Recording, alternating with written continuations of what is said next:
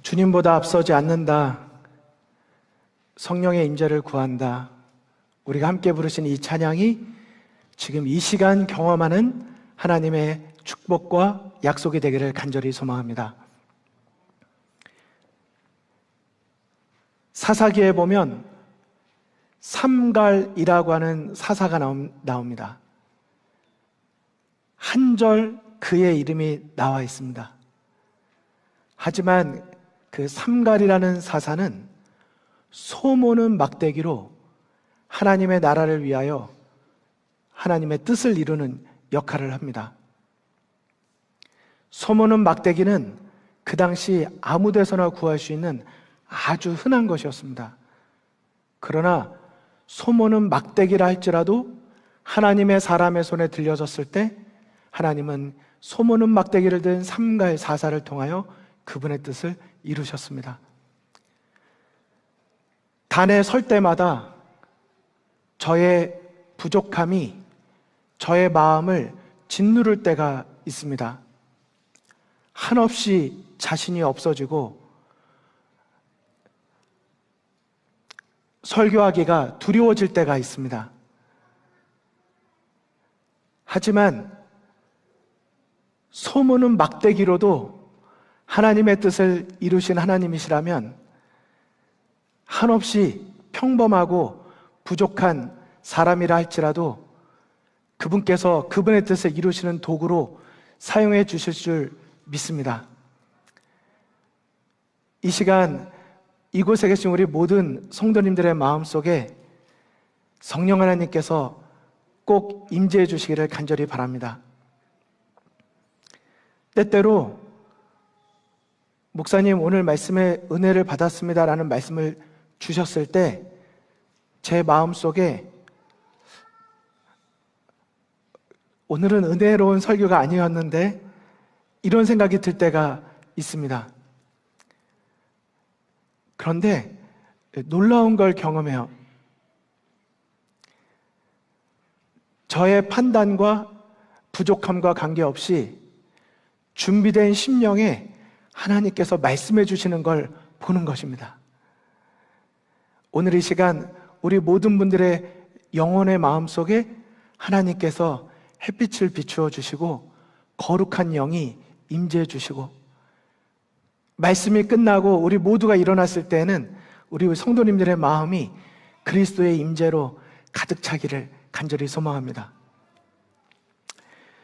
6월달과 7월달에 거쳐서 저희가 사도행전의 시리즈 말씀을 함께 나누었습니다. 오늘은 그 마지막 날입니다. 원래 책거리도 하고 야호 해야 되는데 엄숙한 분위기입니다. 지도를 보시면 사도 바울이 3차 선교 여행을 다니는 동안에 그림이 나와 있습니다. 파란색 선은 첫 번째 선교 여행, 녹색은 두 번째 선교 여행, 갈색은 세 번째 선교 여행. 그 세 번째 선교 여행이 끝나고 사도 바울은 로마로, 포로로 잡혀가게 되는데 그 잡혀가는 과정이 여러분 보시는 빨간색 그리고 왼쪽 제일 끝에까지 있는 이제 가는 길에 풍랑을 만나서 죽을 지경에 이르는 이런 장면이 나와 있습니다. 그 구름에 비에 번개의 그림이 있는 거 보이시죠?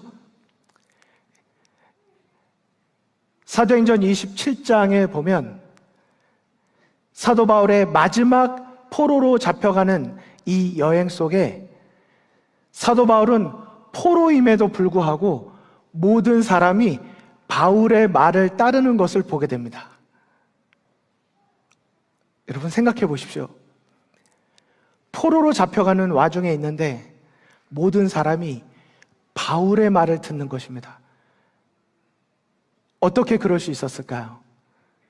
그때 사도 바울이 한 고백이 바로 지난주 설교에 언급드린 사도행전 27장 25절의 말씀입니다. 같이 한번 읽어봐 주실까요? 시작. 나는 내게 말씀하신 그대로 되리라고 하나님을 믿노라. 사도 바울이 자신의 생애를 다 바쳐서 하나님의 뜻에 온전히 자신의 삶을 드릴 수 있었던 것은 사도 바울의 마음속에 이 믿음이 있었기 때문이었습니다. 하나님의 말씀은 그대로 이루어질 것을 믿는다. 하나님의 말씀은 그대로 이루어질 것을 믿는다. 여러분, 믿으십니까? 성경의 모든 약속이 그대로 이루어질 것을 믿으십니까? 예수님께서 재림하실 것에 대한 분명한 약속이 그대로 이루어질 것을 믿으십니까? 우리가 죄인 되었을 때 우리를 용서하시기 위하여 십자가에 돌아가시고 우리에게 구원이 주어졌다는 사실을 있는 그대로 믿으십니까? 이 시간 여러분과 저의 마음속에 성경에 기록된 하나님의 모든 말씀은 그대로 되리라고 믿는 믿음, 우리 꼭 갖게 되시기를 간절히 바랍니다. 오늘은 사도행전 28장의 마지막 장, 오늘의 제목은 이렇게 정했습니다. 내 영혼의 햇빛 비추일 때입니다. 내 영혼의 햇빛 비추일 때. 여러분, 저희가 오늘 사도행전의 마지막 날이니까 그래도 사도행전 28장의 마지막 절은 읽어봐야 되지 않을까 싶습니다. 여러분, 사도행전 28장의 마지막은 30절, 31절로 끝나게 됩니다. 여러분, 사도 바울이 순교 당해서 죽은 것 우리 아시죠? 그러니까 모든 책이 마지막에 끝날 때는 이 사도 바울이 죽는 장면으로 끝나야 될 텐데 성경은 그렇게 기록되어 있지 않습니다. 한번 보실까요? 사도행전 28장 제일 마지막 절 두 절을 보는 것입니다. 30절, 31절입니다. 제가 읽겠습니다. 바울이 온 이태를, 온 이태란 2년입니다. 온 이태를 자기 셋집에 머물면서 자기에게 오는 사람을 다 영접하고 하나님의 나라를 전파하며 예수 그리스도에 관한 모든 것을 담대하게 거침없이 가르치더라. 여러분, 사도 바울이 사도행전에 그의 기록이 있는데 아시는 것처럼 사도 바울의 마지막 장면까지 기록한 사람은 의사 누가였습니다. 누가가 기록할 때 이 바울이죠. 바울의 생애를 기록하지 않고 바울의 생애를 인도하신 하나님의 역사를 기록하고 사도행전을 끝을 맺습니다. 여러분, 이 성경절이 마무리로 적당하다는 생각이 드십니까? 우리 한 번 더 띄워주실까요? 사도행전의 마지막이 이렇게 끝나요. 하나님의 나라를 전파하며 예수 그리스도에 관한 모든 것을 담대하게 거침없이 가르치더라. 이렇게 말하고 끝나는 것입니다. 끝맺음이 좀 이상하지 않습니까? 사도행전의 주인공은 사도 바울이 아닙니다. 의사 누가는 사도행전을 기록하면서 사도 바울의 일대기를 기록하는 것이 아니라 사도 바울의 삶을 인도하고 계시는 살아계신 하나님을 기록하고 있는 것입니다. 그래서 이 장면, 사도 바울의 마지막 장면에 대한 이 기록은 사실 사도행전에 기록된 내용이 가장 정확하다고 생각합니다. 사도행전 462쪽, 비록 그는 죽을지라도 복음은 죽지 아니할 것이다. 하나님은 살아계시고 그분의 진리는 승리할 것이다. 인간의 기대는 실패하였으나 하나님의 목적은 실패하지 않았다. 여러분, 아멘이십니까? 이 구절이야말로 사도행전의 마지막을 너무나도 잘 묘사해주고 있는 것입니다. 그냥 볼 때는 끝맺음이 좀 이상해 라고 보일지 모르지만 이 누가를 통하여 사도행전의 마지막이 이렇게 기록된 것은 사도 바울의 생애는 비록 이렇게 형장의 한 이슬로 사라져버렸을지 모르지만 복음은 죽지 않았다. 담대하고 거침없이 전파한 그 복음은 여전히 살아서 이 땅끝까지 증거되고 있다는 것을 말하고 있는 것을 보게 되는 것입니다. 여러분, 이 표현 너무 아름답지 않습니까? 한번 따라해 주실까요? 인간의 기대는, 마스크 쓰고 계셔도 다 보입니다. 인간의 기대는 실패하였으나 하나님의 목적은 실패하지 않았다. 여러분, 아멘이십니까? 여러분, 이 구절을 오늘 꼭 마음속에 담으시기 바랍니다. 인생이 내 계획대로 되지 않았다 하여 실패했다고 생각하지 마시기 바랍니다. 더 중요한 것은 내 인생 속에서 하나님의 뜻을 이루고 계신가? 하나님의 뜻을 내 삶 속에 이루고 계신가? 하나님의 목적은 여전히 실패하지 않았다는 것을 내 인생에 받아들일 수 있다면 그 사람은, 그 청년은, 그 그리스도인은 이 땅에서 가장 아름다운 신앙을 사는 사람이 되는 줄로 믿습니다. 사도행전 28장은 방금 말씀드린 것처럼 이렇게 끝나지만 사도 바울의 생애를 기록하고 있는 내용은 힌트가 되는 구절이 하나 있습니다. 그게 바로 빌립보서 1장 12절로 14절에 있는 말씀입니다. 자, 사도 바울의 생애는 사도행전에 잘 기록되어 있지만 사도 바울의 마지막 생애에 대한 기록은 빌립보서 1장 12절에 힌트가 되는 말씀이 있습니다. 한번 보실까요? 형제들아, 내가 당한 일이 도리어 복음 전파의 진전이 된 줄을 너희가 알기를 원하노라. 이러므로 나의 매임이란 말은 이 죄수로 붙들려 있는 것입니다. 나의 매임이 그리스도 안에서 모든 시위대 안과 그 밖의 모든 사람에게 나타났으니 형제 중 다수가 나의 매임으로 말미암아 주 안에서 신뢰함으로 겁 없이 하나님의 말씀을 더욱 담대히 전하게 되었느니라. 여러분, 사도 바울이 빌립보 교회에 보낸 이 빌립보서 1장 1절로 12절로 14절에 보면 무슨 고백이 나옵니까? 내가 감옥에 있다고 실망하지 마라. 내가 붙들려 있다고 여러분 포기하지 마라. 내가 매여 있지만 하나님은 나를 통하여 감옥에 가서 시위대 안에 있는 사람들과 시위대 밖에 있는 모든 사람에게 하나님을 증거할 수 있도록 길을 열어주셨다. 여러분, 질문 드립니다. 사도 바울이 로마의 포로로 잡혀가서 시위대 안에 들어갔을 때 복음을 증거한 것은 과연 어떤 사람이 포함되어 있었을까요? 참고로 사도 바울이 말씀드렸죠? 참수형, 죽을 때 목베임을 당해서 죽게 되었는데 그때 로마의 황제는 로마의 5대 왕 황제 네로였습니다. 네로 황제와 사도 바울은 한 시대에 같은 시기에 같이 있었습니다. 여기 이 구절을 제외한 나머지는 역사책과 사도행적이라고 하는 영감의 글, 예언의 신에 기록이 되어 있는데 저는 오늘 여러분들에게 이 예언의 신에 있는 몇 구절을 보여드리고 사도행전을 끝내면서 제 마음속에 하나님께서 가장 제 마음속에 부담으로 주신 성도님들과 꼭 나누라고 말씀해 주신 한 기별을 나누고 싶습니다. 자, 여기 표를 한번 보실까요? 사도행전 27, 28장은 보시는 바와 같이 로마의 포로로 잡혀가고 맞춰지게 됩니다.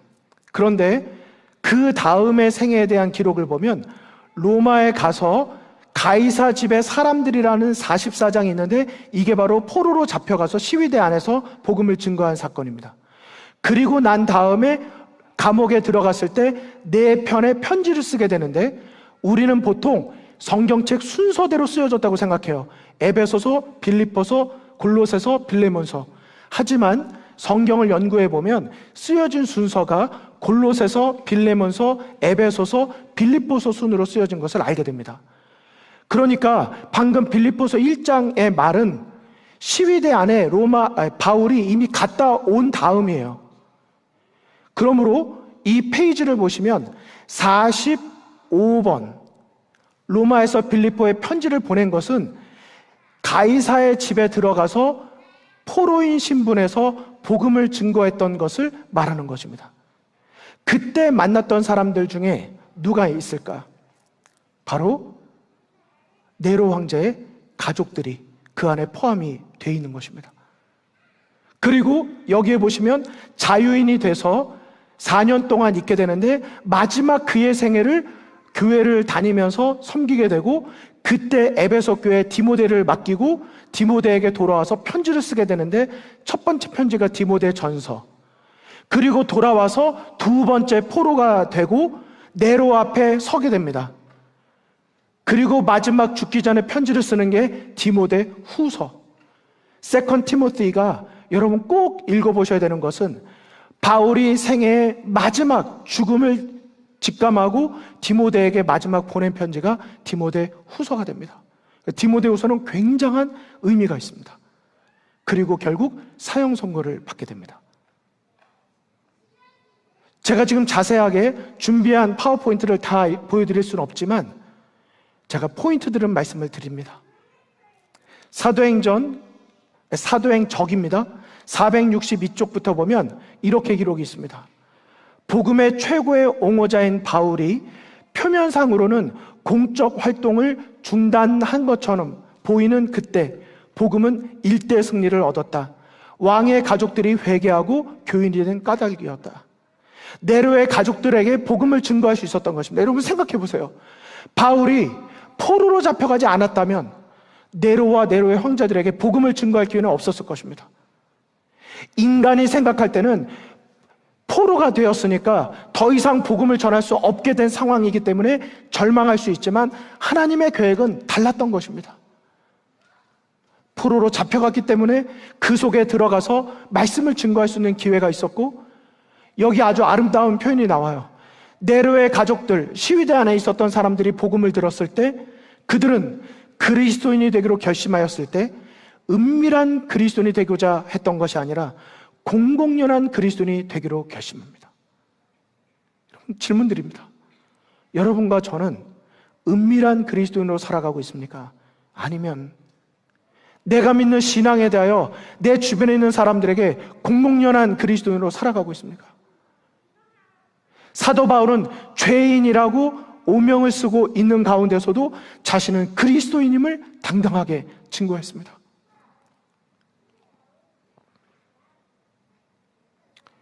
여기 분홍색에 있는 것이 보실까요? 그의 고통이 복음의 발전에 방해가 되었다고 생각하지는 않을까 염려한 그는 빌립보 사람들에게 편지를 보냈습니다. 그리고 저는 이 사도행적에 있는 이 말씀이 너무 아름답습니다. 궁정의 관심이 그리스도교로 이끌린 것은 바울의 설교가 아닌 그의 속박이었다. 오랜 부당한 감금의 기간에 바울의 인내와 명랑함, 그의 용기와 신앙은 끊임없는 설교였다. 그리스도인 품성이 개발되는 것은 시련이 없을 때가 아니라 시련 가운데 있을 때이다. 아멘이십니까? 여러분 혹시 개인의 삶에 시련 가운데 계셔서 고민하시는 분이 계십니까? 내가 인생의 계획에 내가 지금 여기 있을 것이 아니라 저기 있어야 된다고 생각하는데 그것 때문에 답답하고 괴로우신 분 계십니까? 그러면 사도 바울의 생애를 다시 한번 돌아보시고 나를 향한 하나님의 목적을 살펴보시기 바랍니다. 인간의 계획은 실패할지라도 하나님의 목적은 실패하지 않는다는 이 말씀을 깊이 생각해 보시기 바랍니다. 그리스도의 품성이 개발되는 것은 시련이 있을 때입니다. 혹시 커플 간에, 부부 간에, 공동체 간에 시련에 있으신 분 계십니까? 오늘 그분에게 문자 드려보세요. 내 품성을 개발시켜줘서 참 고마운 사람이라고. 내가 없으면 내가 하늘나라 가기 어려울 거라고. 이렇게 너무 돌려서 하시면 관계가 깨질 수도 있으니까 진지한 마음으로 한번 말씀을 나눠보시기 바랍니다. 여러분, 이 사람은 네로입니다. 네로는 정말 광기가 있었던 사람이죠. 네로 앞에 바울이 섰습니다. 네로는 그리스도인들을 박해했고 사람들을 화형에 처하고 불을 지핀 다음에 이건 다 기독교인들이 이렇게 한 거라고 오명을 씌우고 그 중에 한 사람이 바울이 되었습니다. 네로 앞에 바울이 섰습니다. 그의 삶이 설교하고 그가 메시지로 복음을 증거했습니다. 이 부분에 대한 것 때문에 결국 바울은 목배임을 당하 죽게 됩니다. 이 전승에 의하면 바울이 목배임을 당해서 3번 튀겼는데 3번 튀길 때 피 뿌려진 피 때문에 그곳에 3개의 교회가 생겼다고 또 이런 전승이 있기도 합니다. 중요한 건 이것입니다. 오늘 여러분과 나누고 싶은 건 이것입니다. 네로는 이때 들은 진리를 일찍이 들어본 적이 결코 없었고 하늘의 빛이 죄로 더럽혀진 그의 심령을 꿰뚫었으며 네로는 사도의 하나님을 두려워하는 마음을 갖게 되었다는 것입니다. 여러분 기억해 보십시오. 우리가 그동안 역사에서 들었던 그 네로 황제가 바울로 인하여 그의 마음이 더럽혀진, 죄로 더럽혀진 그의 마음이 하나님께로부터 오는 빛 때문에 그의 심령이 흔들린 순간이 있었다고 하는 사실입니다.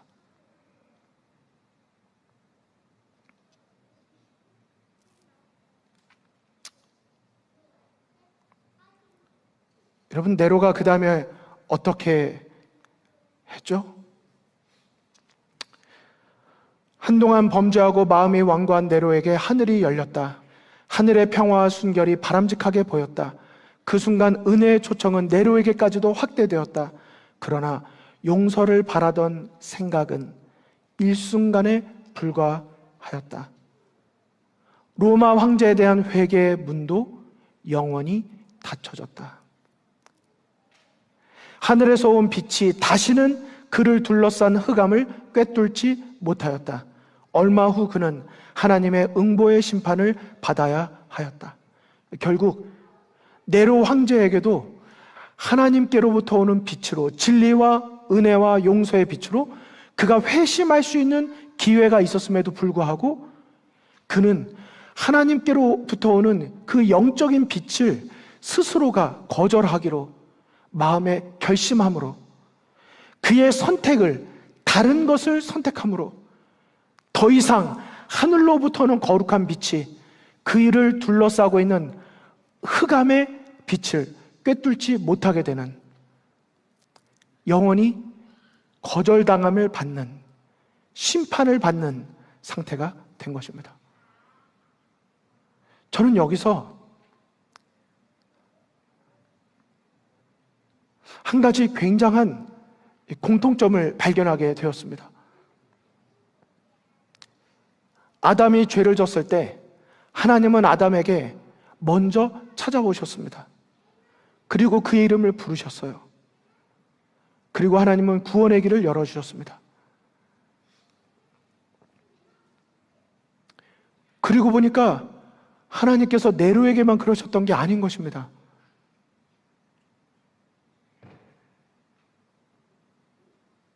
사울을 기억하시나요? 사울이 엔돌에 신접한 여인을, 무당이죠? 엔돌에 신접한 여인을 만나러 갔을 때 사실 그에게는 하나님을 선택할 수 있는 기회가 있었습니다. 선지자를 기다릴 수 있었어요. 하지만 그가 하늘의 빛이 그의 마음을 비추일 때 그는 다른 것을 선택하기로 결정을 합니다.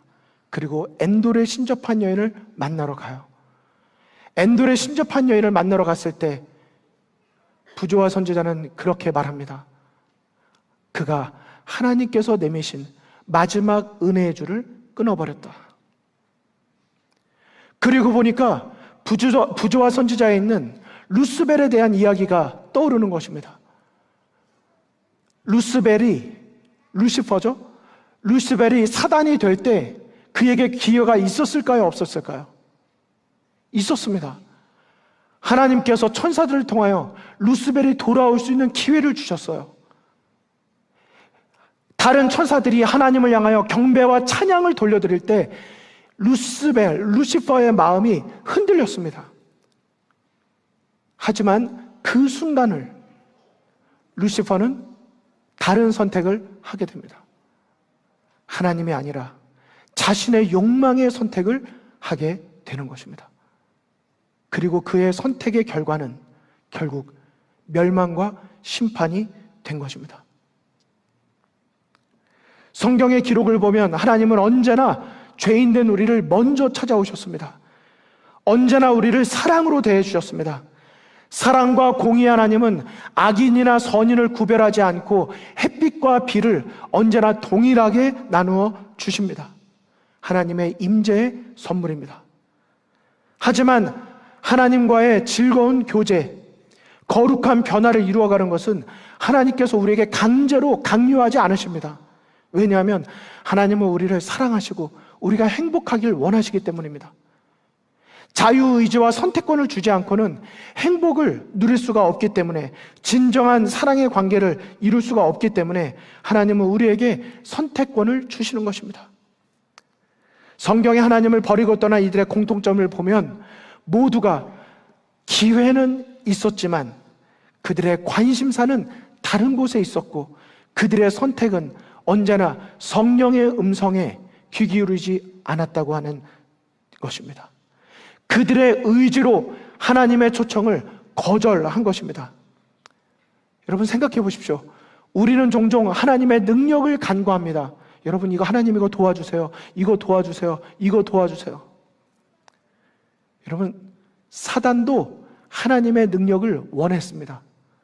하지만 사단이 원하지 않았던 것은 하나님의 품성과 하나님의 임재였습니다. 하나님의 능력은 갖고 싶었지만 하나님과의 임재를 기뻐하지는 않았습니다. 우리도 그럴 수 있습니다. 우리도 하나님의 능력은 원하면서도 하나님의 임재 그리고 하나님의 품성은 원하지 않을 수 있는 것입니다. 그러나 하나님께서 진정 원하시는 것은 하나님의 품성을 담고 하나님의 임재를 경험하는 것입니다. 하나님께서는 날마다 순간마다 성령 하나님을 보내어 주시고 우리에게 거룩한 임재의 햇빛을 비추어 주십니다.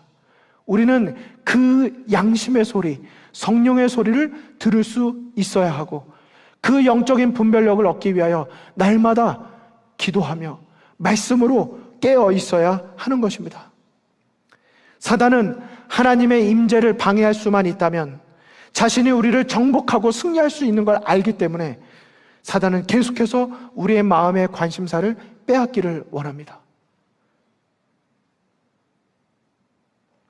여러분, 오늘 우리는 성경을 통하여 사단이 어떻게 공격해 올지, 우리가 어떻게 승리해야 될지를 다 알고 있습니다.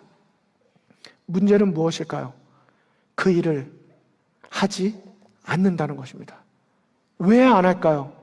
우리의 마음의 관심사가 그렇게 하고 싶지 않게 이 세상의 많은 것들로 우리의 마음이 빼앗겨 있기 때문인 것입니다. 죄송합니다. 그렇게 해서는 승리할 수 없습니다. 수백 번, 수만 번 교회를 나와도 승리할 수 없습니다. 우리가 승리를 얻을 수 있는 것은 이미 사단과 싸워 승리하신 예수님의 십자가가 오늘의 나의 삶에 값진 것이 되고 기쁨이 되는, 날마다 하나님과 임재를 경험하는 주님과 동행이 있어야 하는 것입니다. 우리에게 필요한 것은 경건의 모양이 아니라 경건의 능력입니다.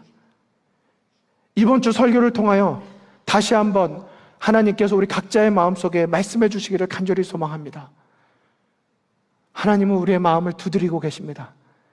시간을 함께 보내기를 원하고 계십니다.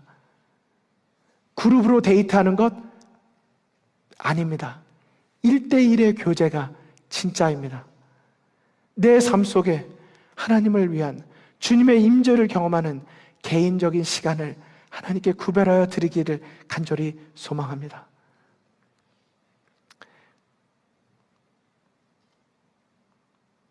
여기 나와 있죠? 녹색 글씨 보실까요? 그의 마음속에 거의 하나님의 음성을 들었지만은 그는 침묵시켰고 조물주와 그를 묶은 마지막 줄을 끊어버렸습니다. 사울이 그랬어요. 루스벨도 마찬가지였습니다. 거룩한 감동이 그의 마음속에 있었지만 그는 그것을 듣지 않기로 결정합니다.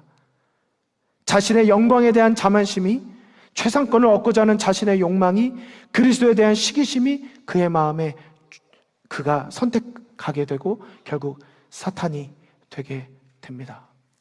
고린도서 4장 6절에 있는 말씀이 오늘 여러분과 함께 나눌 본문의 말씀입니다. 같이 한번 읽어주실까요? 시작. 어두운 데서 빛이 빛이라 말씀하셨던 그 하나님께서 예수 그리스도의 얼굴에 있는 하나님의 영광을 아는 빛을 우리 마음에 비추셨느니라. 저는 오늘 말씀이 우리 각자의 심령 속에 하나님께서 비추어 주시는 생명과 사랑과 은혜와 용서의 빛이 되기를 간절히 소망합니다. 그리고 이런 빛이 비추어질 때 여러분, 내가 바쁘다는 이유로, 내가 다른 것이 더 관심이 있다는 이유로 그 빛을 거절하지 마시기 바랍니다. 우리가 어떻게 루스벨과 사울과 네로와 같은 선택을 할 수 있을까요? 이런 기록들이 기록된 이유는 바로 반면 교사가 돼서 우리는 그러지 않아야 될 것을 알려주시기 위함인 것입니다. 우리가 날마다 순간마다 성령 하나님께서 내 마음속에 뭐라고 말씀하시는지 귀 기울여 드려야 할 것입니다. 아까 디모데가 마지막 사도 바울이 디모데 후서를 썼다고 했는데요, 디모데가 그의 생의 특징으로 꼴지어진 것은 하나였습니다. 디모데 생의 특징 한 가지, 그는 매 삶의 순간마다 주님께 기도드렸다. 이것이 주님의 길입니까? 여러분, 이 짧은 한마디, 이것이 주님의 길입니까? 디모데가 그렇게 신실한 하나님의 사람이 될 수 있었던 것은 그의 생애 가운데 영혼의 빛이 비추일 때마다 이것이 주님의 길입니까? 물었기 때문에 그가 하나님의 뜻을 분별하고 그의 의지를 성령께서 인도하셔서 가장 하나님의 인도하신 길로 갈 수 있었다고 하는 사실입니다. 사도행전을 마치면서 오늘 이 호소를 드립니다. 하나님은 공평하셔서 모든 사람에게 동일하게 빛을 비추어 주십니다. 주의 말씀은 내 발의 등이요 내 길의 빛입니다. 성경을 펴시고 시간을 내시고 하나님과 1대1의 기도의 시간을 가지시고 내게 말씀하실 때 내 마음속에 자꾸 다른 욕망이 나를 이끌려고 할 때 이것이 주님의 길입니까? 묻고 내 과거를 바라보지 마시고 이런 죄인이기 때문에 십자가에 돌아가신 예수님을 오직 예수님만 바라보면서 주님, 나는 자신이 없습니다. 오늘도 주님께 맡깁니다. 주님이 안 계시면 저에겐 희망이 없습니다. 그러나 오늘도 나에게 하루를 주시고 오늘도 이렇게 말씀해 주시니 감사합니다. 이 단순한 그리스도인의 삶, 하나님의 능력보다 하나님의 임재를 더 소중히 여기는 그런 그리스도인이 우리 이 자리에 함께 예배드리는 모든 우리 엘다솜 성도님들의 하루하루의 생애가 되기를 간절히 소망하며 말씀을